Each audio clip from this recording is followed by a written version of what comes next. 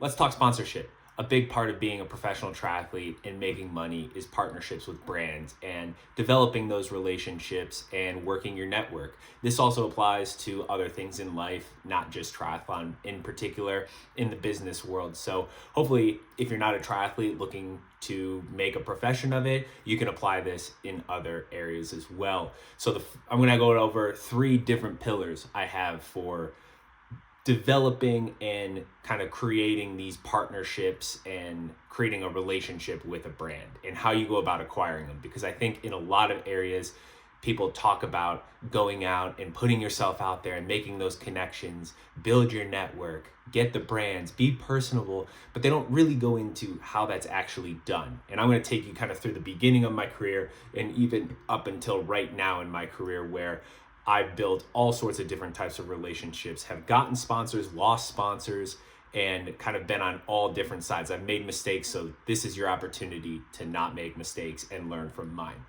So the first thing I was told as a young athlete is results make things easy. If you're winning races, it's easy to talk to brands. They want to be associated with you. You're at the front of races and you're on top of podiums, which elevates their brand. That's obvious. The obvious part of creating a sponsorship is if you win, you think you're going to get a lot. Now, it's not the whole thing, and you don't have to win races or get great performances to get relationships with brands or with sponsors. And I'll also go as far to say, if you're winning, but you're not a good person or you're a jerk, you're probably not going to get as many sponsorships, or partners will not want to work with you because you're not going to represent the brand in the greatest way possible. The second way is your network. And this can come from a variety of different ways. You can get an agent. What you gonna do, Derek? Show me the money! Congratulations, you're still my agent.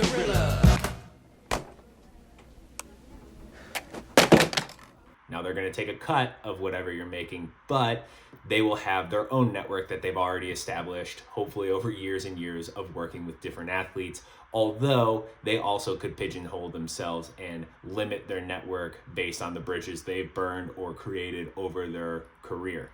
The other way to build your network is through mentors, expos, cold calling, anything like that. I have done about everything you can think of in the sponsorship realm.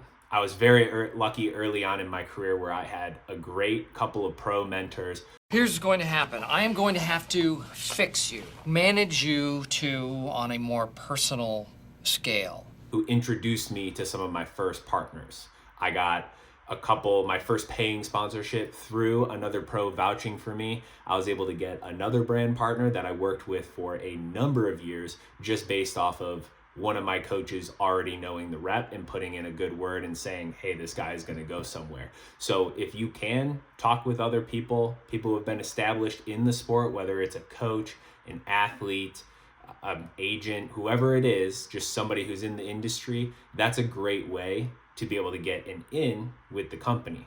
Won't be the only thing. You can't just be looking for something. However, having somebody vouch for you can work really well. Expos are a great place to go and meet sponsors. You're already at the race. A number of brands do still value the expo, although I will say, just like in results, the old way of results are kind of the magazines getting on the cover there. That's where they get your uniform on their brand on the uniform, and you're up on the podium, you get put in the magazine. That's how they translate value. Just like expos, they're in between. I wouldn't say they're necessarily dying out, but they're not as robust maybe as they used to. That being said, there's still a lot of brands that value being there in person. Go up and shake their hand. I did this just a few months ago at one of the races that I was at. Went, spoke to a brand that I was interested in, had never talked to before, just to see where they're at. Are they taking athletes? I'm interested in the product. Do they even know who I am? And got business cards and followed up with them. So that's a great way to meet people. Finally, you have the dreaded cold calling. One thing I can promise you, even in this market, is that I never ask my clients to judge me on my winners. I ask them to judge me on my losers because I have so few. And I'm not saying go and just call a whole bunch of people, but reaching out on Instagram or email, social media accounts, brands that might not even be associated with triathlon, just try. You never know exactly who is looking for a relationship, and putting yourself out there and at least being understanding in, hey, I'm somebody who's looking to partner with your brand. I like what you're doing. I like the product. I want to get to know the people. Are there any opportunities for us to speak? Has actually worked for me in certain areas. So I wouldn't 100% rule that out. Sometimes you have to make your own network and branch out. And then also just the sport of triathlon, just like a lot of niches, are extremely small. It's a small world. Everybody knows everybody, and there's always an opportunity out there. Now, don't just be the person who's always looking to leverage a relationship, but keep your eyes open, your ears open, and be open to any possibility. And remember that who you know is your network, and who they know could also be your network as well. Finally, the last pillar is the relationship. One of the key things that I think of whenever I think of partnering with a brand is I have to love their product, because that's going to make it genuine in talking about it. And I also have to enjoy the people who are there. They got to be good people, because that's who I want to work with. More often than not, that's the case in this area of, triathlon. In our sport, there's a lot of good people there. And then you want to foster that relationship. It's a small enough sport where I can work directly with all the reps. I know a lot of people in the company. You might know the owner of the company. And don't make the mistake of just keeping it business-like. You can also be friends with them. So sometimes it's on a case-by-case basis, but you want to foster that relationship, follow up with them, keep in touch, and figure out what exactly are they looking for in a relationship and partnership with you, because you have to provide value as well. You can't just sit there and think that I'm a professional triathlete, or I'm a business owner, I'm somebody offering a service, and then not have any sort of return on their investment, whether it's, cash, product, time, whatever it is that they're providing you. So that requires, in my opinion, a lot of open communication and being able to communicate bluntly in a way that's tactful in saying, what do you need from me? You guys guide the conversation a little bit so that I know how exactly to deliver. Because again, I've worked with companies who are super small and we've had certain relationships there. And I've worked with companies who are really big and all they want you to do is just race and get on the podiums, versus some others who want you to run social campaigns. So that's sponsorship in a nutshell.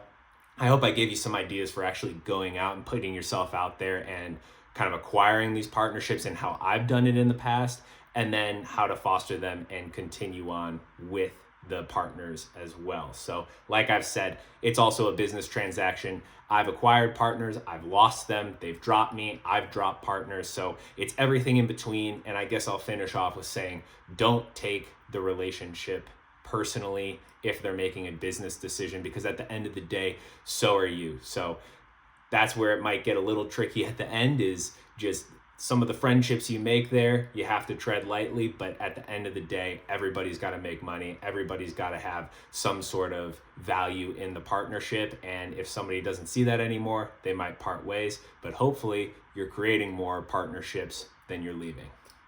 Thanks for watching. Like, subscribe, all that good stuff. Going to keep trying to provide more and more value for you guys. Let me know what else you might want to see in the comments below.